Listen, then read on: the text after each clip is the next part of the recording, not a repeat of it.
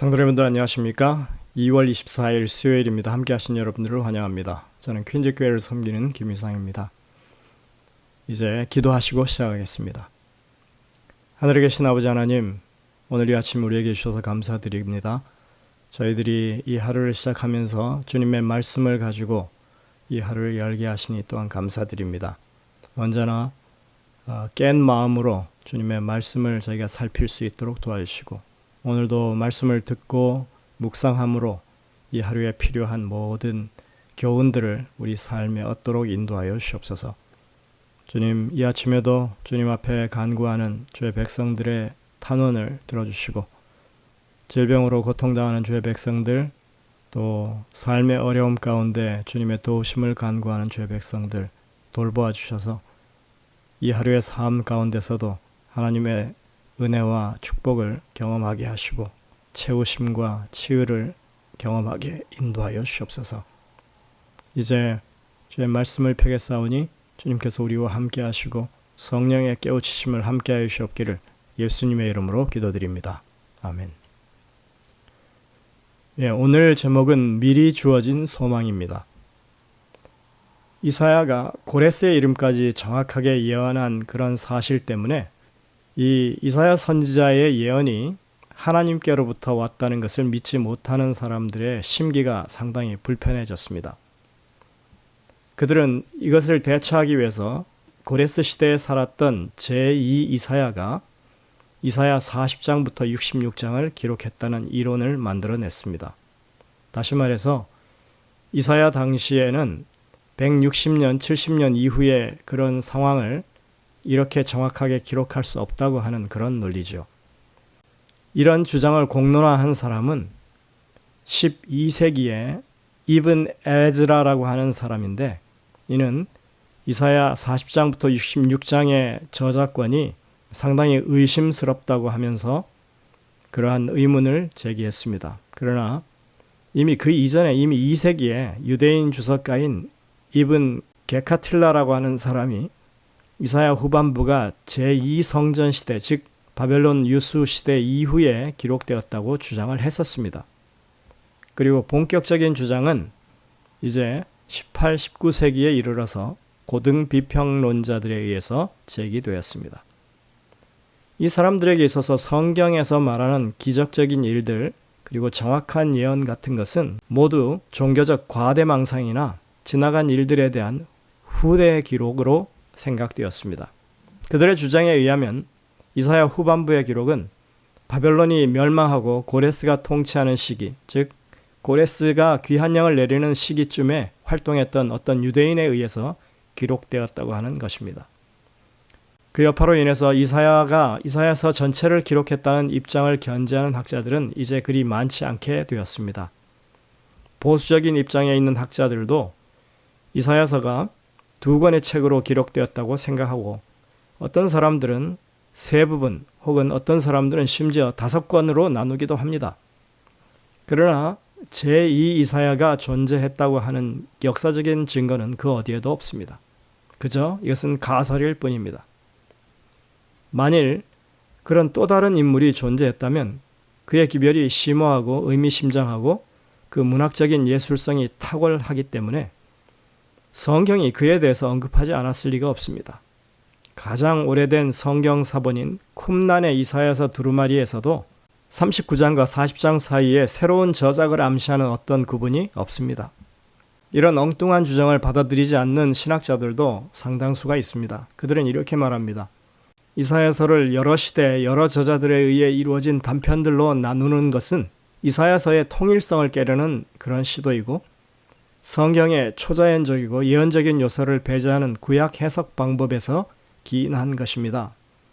그러한 시도는 가설 이외에 그 어떤 정당성도 지니고 있지 못합니다. 라고 하면서 이사야서 전체를 이사야 선지자가 기록한 것으로 그렇게 받아들입니다. 재림교회는 이사야서 전체를 이사야의 저작으로 받아들이는 교회입니다. 무엇보다도 이사야서 전체를 흐르는 핵심적인 기별이 그것을 확증해 줍니다. 다른 세력을 의지하기보다는 하나님만 의뢰하라고 하는 이사야의 기본적인 기별이 이사야서 전반에 걸쳐서 일관성 있게 나타나 있습니다. 학자들은 이사야 1장부터 39장에서 아수르 시대에 맞춰져 있던 초점이 40장 이하에서는 바벨론 시대로 전환되었다고 하는 사실을 대부분 다 인정합니다. 그러나 이사야 13장, 14장과 39장에서도 여전히 유다 백성이 바벨론의 포로가 되리라고 예언하고 있습니다. 이미 전반부에서 후반부에 있을 일들을 말하고 있는 것입니다. 또 이사야 1장부터 39장에는 심판이, 40장에서 66장에는 위로가 강조되었다고 하는 것도 인정합니다. 그러나 전반부의 장들에서도 하나님의 위로와 보증이 풍부하게 나타나고 있습니다. 이처럼 이사야서 후반부에서도 하나님을 버린 유대에 대한 그분의 심판이 언급되고 다른 민족들에 대한 심판의 이야기도 나옵니다. 사실상 미래 위로에 대한 이사야의 예언은 당대에 겪게 될 고난을 배제하지 않고 있습니다. 전반부와 후반부 모두에서 이러한 분위기가 감지되고 있습니다. 전반부와 후반부에서 문학적 그리고 문체적인 특징이 통일성 있게 드러납니다. 가장 특징적인 것은 이사야서 전체에서 나타나는 하나님의 명칭입니다. 그 명칭은 이스라엘의 거룩하신 자로서 이사야서의 모든 예언을 지배하는 중심적인 이름입니다. 이사야 1장부터 39장에서 12번이 나오고 40장에서 66장에서 14번 그 이름이 등장합니다. 여러분들, 이 이름은 이사야서 외에 다른 구약에서는 시편에 2번, 예레미야서에 2번 등장할 뿐입니다. 이 이스라엘의 거룩한 자라고 하는 하나님께 대한 명칭은 이사야만의 독특한 특징이라고 할 수 있습니다. 따라서 전 후반부에 이렇게 그 명칭을 고루 사용했다고 하는 것은 이사야서 전체를 이사야가 기록했다고 하는 강력한 증거가 됩니다. 이런 설명에 대해서 비평학자들은 그 명칭이야 이사야의 기록을 잘 알고 있는 기원전 5, 6세기의 저자들도 얼마든지 모방해서 쓸 수 있는 것 아니냐는 반문을 제기하기도 합니다. 하지만 그들은 바벨론이 망하고 난 뒤에 일어난 다른 선지자들, 그 기록 속에서는 그 명칭이 한 번도 사용되지 않고 있는 것에 대해서는 설명하지 못합니다. 또 하나의 성경 안에서의 증거는 바로 동시대 선지자들의 기별과의 조화입니다. 특히 이사야서의 기별은 미가서의 기별과 많은 부분 일치합니다. 이사야서의 전반부의 기별뿐만 아니라 후반부의 기별도 마찬가지입니다.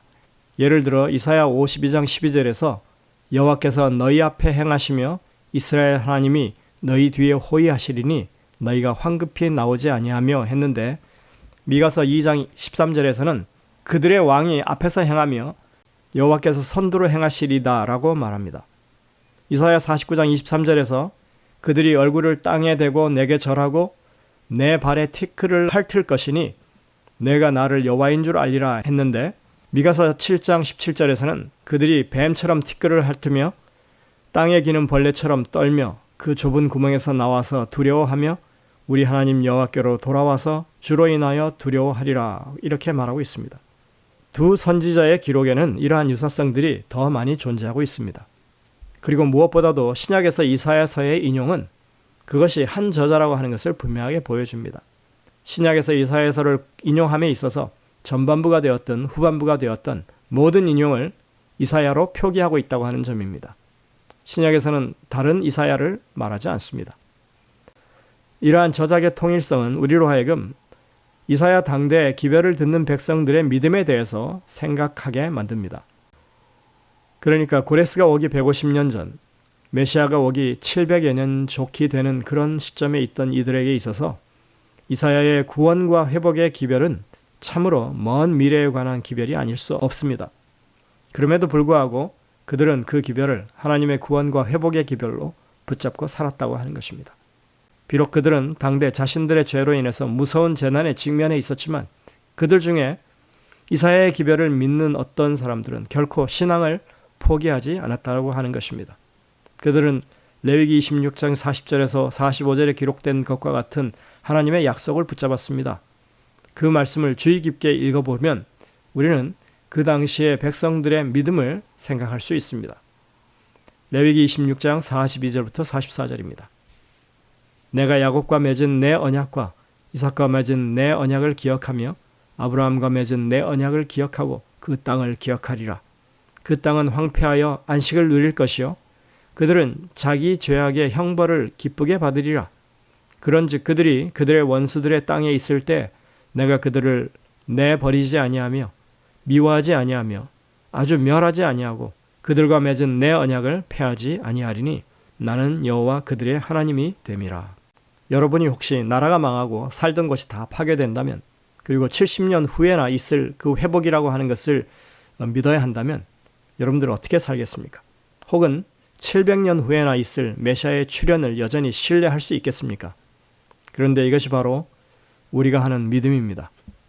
영감의 교훈에는 이렇게 말하고 있습니다.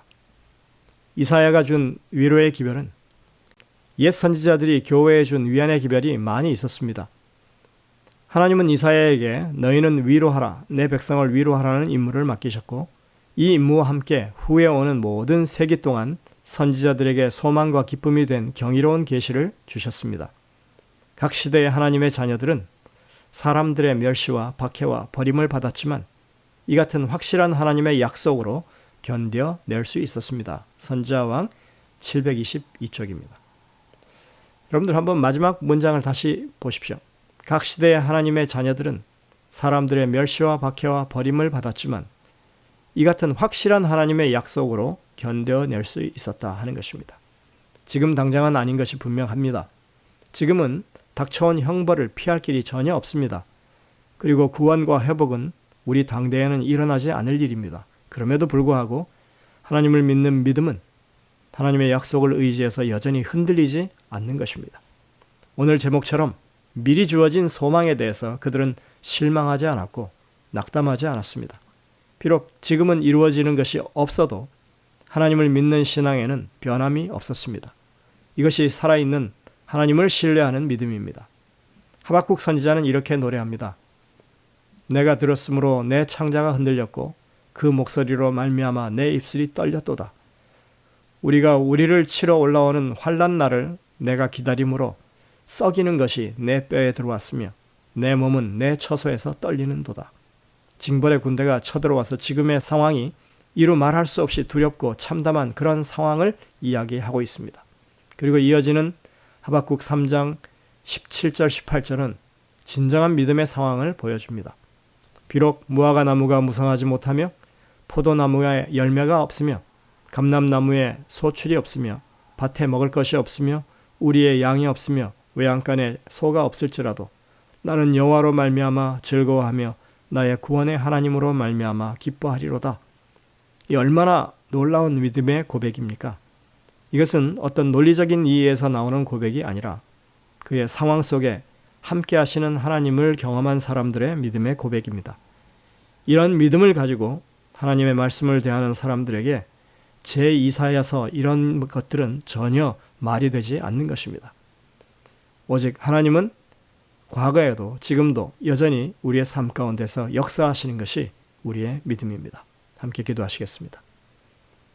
하늘에 계신 아버지 하나님, 이사야서의 말씀들을 통해서 우리가 새로운 용기를 찾게 하시니 감사를 드립니다. 어렵고 힘든 상황이지만 하나님의 신실하심을 믿고 우리 삶에 여전히 우리와 함께 하시며 도우시는 주님을 신뢰할 수 있는 저희 모든 주의 백성들 되게 인도하여 주옵소서.